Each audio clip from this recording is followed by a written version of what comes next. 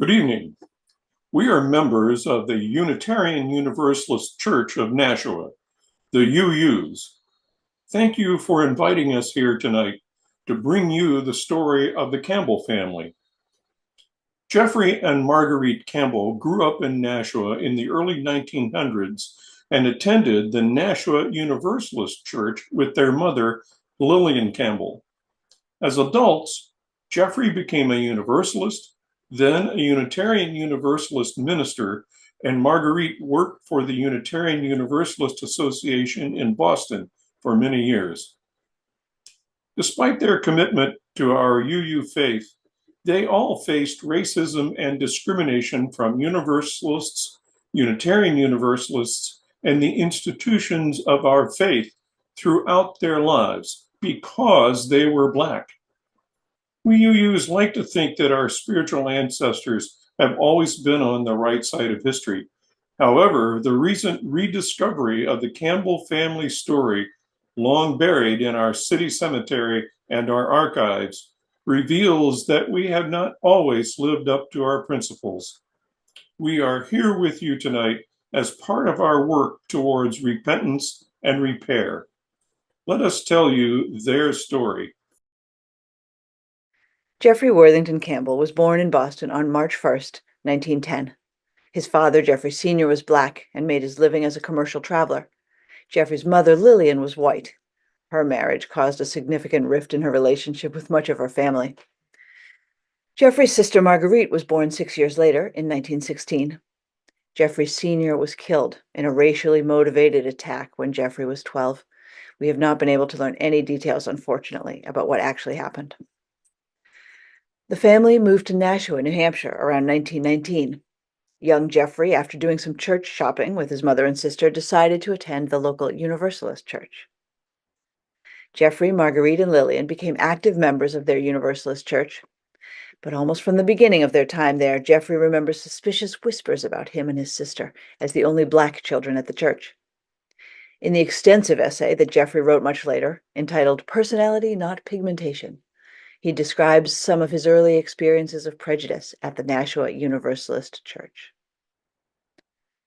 By the time I was 12 years of age, the paradox between intention and action of Universalism was shaking that little church. Self-satisfied, middle-class people that they were, they had nevertheless been attracted by a faith which preached the fatherhood of God and the universal brotherhood of man. That message had struck sufficiently deeply for them to realize that they could not preach or accept that belief while excluding the only youngster of mixed parentage in the neighborhood. With each stage of my development, the paradox grew sharper. Should I take a role in this or that pageant? What would the conference say if I were to represent the church? Should I be asked to teach a class? Would it be safe to hold box socials where anyone's daughter might... ... Despite this, the Campbells remained involved in the church, and when Jeffrey was 13, he and his mother officially joined as members. After graduating from Nashua High School, Jeffrey Campbell was accepted to the theological school at St. Lawrence University in upstate New York. He was the first African American to enter this school, and his presence immediately presented a challenge and a soul searching within the Universalist denomination. The dean of St. Lawrence, John Murray Atwood, did recognize Jeffrey's gifts and believed he should be given a chance. However, denominational officials were less sure it was worthwhile to support Jeffrey on his path to ministry. In the essay, "Personality, Not Pigmentation," Jeffrey wrote of his experience with the committee that granted him fellowship as a minister. He wrote, "I shall never forget the Committee on Fellowship, which examined me for ordination. 30 minutes on my theology and 4 hours on my politics and racial attitudes. Finally, the committee voted ordination. It did so with more travail of spirit. They wanted their church to be the kind of institution which could unite its theory with its practice. Inwardly, they knew it was not, nor within the limits of their imagination could they see it becoming such. failure to ordain me would have been an even more flagrant confession of that same failure.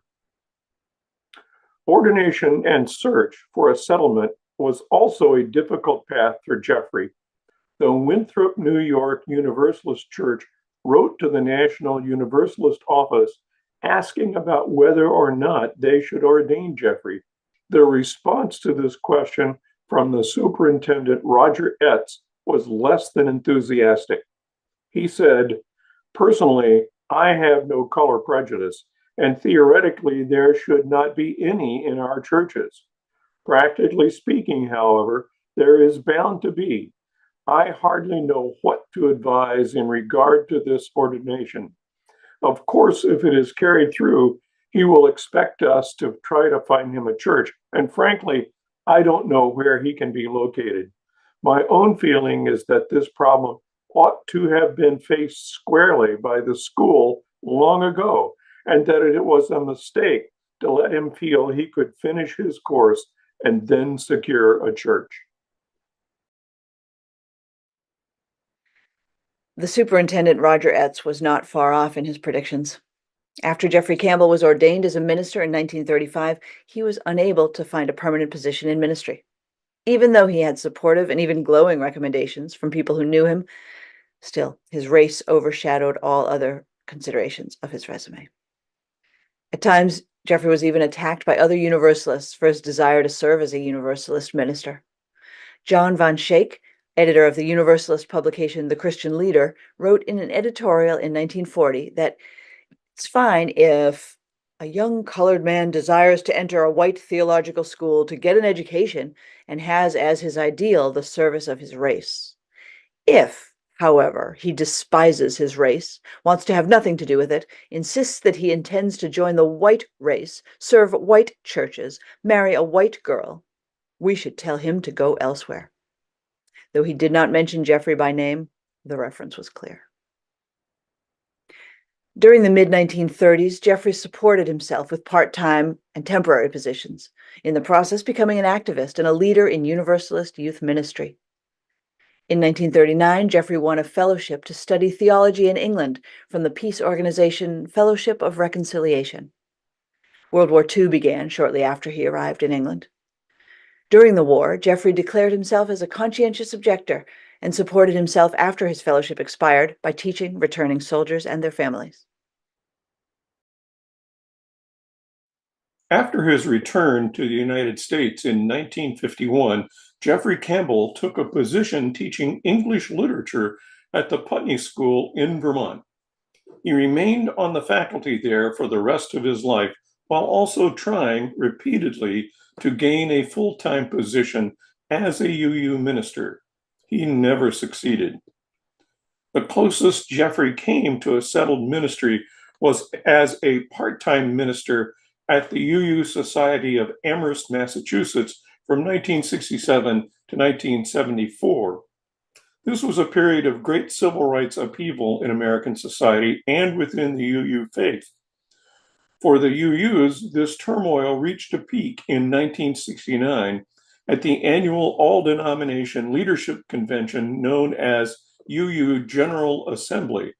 During this momentous assembly, the Black Affairs Council walked out of the session as a protest over funding and Black empowerment issues in a predominantly white faith organization.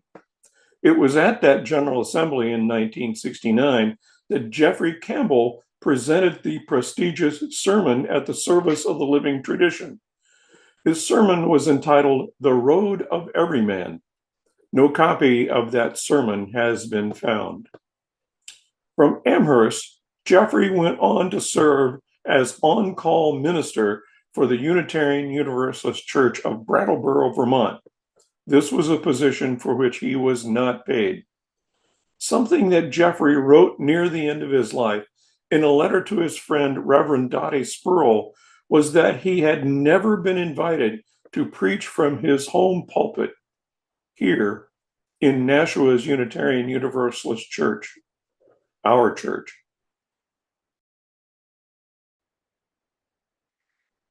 Jeffrey was not the only Campbell to suffer from racial prejudice and discrimination at the hands of Universalists and Unitarian Universalists. His sister Marguerite encountered similar resistance.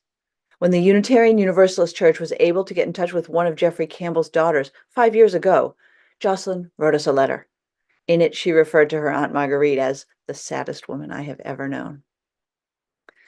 At the age of 23, Marguerite Campbell married Francis Davis, and her brother Jeffrey officiated the wedding in 1939. Her husband, Francis Davis, was a white man who studied theology at St. Lawrence University, along with Jeffrey. The editor of the Christian Leader, John Van Schaik, published an editorial in response to that wedding. His article condemned so-called mixed marriages because of the hardships they cause on the children. The editorial was a thinly veiled attack on the Davis-Campbell wedding, and more specifically, Jeffrey's role as officiant of this wedding. In his editorial, John Van Schaik wrote, "Would it be right to withhold a Universalist pulpit from a man who has contracted a marriage of this kind? It would be right, because the man cannot do the work." In a letter to the Christian Leader in 1942, 3 years later, the dean of St. Lawrence University, John Murray Atwood, noted that Marguerite's husband, Francis Davis, still had no ministry. Francis had good skills and ability, he pointed out, in addition to there being a shortage of credentialed Universalist ministers at that time. So Dean Atwood concluded that this lack of ministry for Francis could only be because of the racism directed at his wife, Marguerite. Indeed, Francis Davis instead became a social worker because, much like Marguerite's brother Jeffrey, Francis too never found a ministry. Like her brother, Marguerite was dedicated to the Universalist denomination. In the 1950s, Marguerite began to work with the Universalist Christian Association and continued to serve the denomination after the merger at the newly formed Unitarian Universalist Association. Marguerite only retired from this work shortly before her death in 1982. There's not as much documentation about Marguerite's life as there is about Jeffrey's. We know even less about their mother, Lillian. We know Lillian's husband was murdered because he was a Black man. And we know she served as the Nashua Universalist Church secretary for a few years. We're left to wonder, what did Lillian Campbell endure as the white, widowed single parent of 2 Black children? What were her joys and what were her troubles? Throughout his life, Jeffrey Campbell did not hesitate to name the racism and discrimination he experienced at the hands of Universalists and Unitarian Universalists. He referred to this racism perhaps most publicly in his 1940 article for the Christian Leader entitled "Personality, Not Pigmentation." He wrote this article at the age of 30 in response to the editor's racist attack on him. In his article, Jeffrey writes of many instances of, quote, the paradox between intent and action that he had experienced in the Universalist denomination. On the one hand, here was a faith that speaks of a belief in the universal brotherhood of man. On the other hand, the actions of the people in the faith are saying something different altogether. As Jeffrey put it in his article, quote, "It is the refusal of men to act on the reality of their common brotherhood which has produced the hell in which we blindly struggle today." Throughout the article, Jeffrey writes not only of his disappointment in universalism to live up to its ideals, but also his unwavering faith that it is a denomination worth supporting nonetheless. He describes Universalists as, quote, "a band of men and women who, in the increasing chaos, can see a new heaven and new earth," unquote. He is clear that he writes this article because he truly believes Universalism can and should become the faith it declares itself to be. Jeffrey and Marguerite are not the only Black Unitarian Universalists who have seen what our UU faith could be and seen it fail time and time again to live up to that vision. This is a common story, more common than we would like to admit. One of the reasons that UUs across the country are working to confront the racism and white supremacy in our midst is because we know this legacy and because we know we can and should do better. The Campbell family narrative came to light for us in 2017 as we all discussed the very interesting book, Darkening the Doorways, Black Trailblazers and Missed Opportunities in Unitarian Universalism. The book is edited by the Reverend Mark Morrison Reed, and it devotes an entire chapter to Jeffrey and Marguerite. We created a study group at the UU Church of Nashua to learn more about them, and we began to scour our church archives, the local newspaper, and the Harvard Divinity School. This effort led to fuller understanding of Jeffrey and Marguerite's struggles against racial bias. Eventually, we discovered, in what seemed like the ultimate cancellation of their life's work, that Lillian, Marguerite, and Jeffrey were buried together, right here in Nashua's Edgewood Cemetery, in an unmarked grave. So, between 2017 and today, we in the UU Church of Nashua have been working for repentance and repair. We've been telling the story of the Campbell family. We've located their gravesite in the Edgewood Cemetery. We've raised funds to create a grave marker. We've held a dedication ceremony there as we solemnly placed that new marker on their grave. We named our chapel the Campbell Chapel. We apologized to Jeffrey's daughters, and we continue to raise money for the movement known as Black Lives of Unitarian Universalism. All of these are concrete steps that we take to honor these spiritual ancestors of ours. The executive vice president of the Unitarian Universalist Association, Carrie McDonald, participated in the memorial and dedication service that we held here in September 2018. He apologized on behalf of the UU denomination to Jocelyn Campbell, Jeffrey's daughter, who attended. We wanted to share a short clip of that apology now. Good afternoon. I'm Carrie McDonald. I'm the Executive Vice President of the Unitarian Universalist Association, the headquarters and central organization of the 1,000-plus UU congregations and communities across this country. We're located in Boston. I want to offer, on behalf of the UUA, a humble apology to Jeffrey, Marguerite, Lillian, Francis, their family. Their daughter Jocelyn is here today. I apologize. I apologize for the slanderous words that we printed in our publications. I apologize for the ways in which we did not help these reverends find a pulpit and for not honoring their ministry properly. But I also need to say thank you. Thank you for believing in us, for believing in this faith, for casting your lot with us, because I know it cost you dearly. I can only imagine what would have been illuminated had the brilliant light of these ancestors been permitted to shine to its fullest. May we choose a different path as a congregation and a community and a wider faith that allows us to live up to the aspiration that you had for us. Thank you. It was a powerful apology, but all those concrete steps that we've taken are meaningless unless we continue the work of transformation. We must make sure that if we are ever in the same situation again, we make different choices. That transformation into a different kind of person or a different kind of institution that wouldn't perpetrate the same kind of harm again may be the work of a lifetime. We have carried the story of the Campbell family to many UU churches in New Hampshire and Vermont, but our work of repentance and repair for the actions of our spiritual ancestors towards the Campbell family is not over. We must continue to speak about Jeffrey and Marguerite.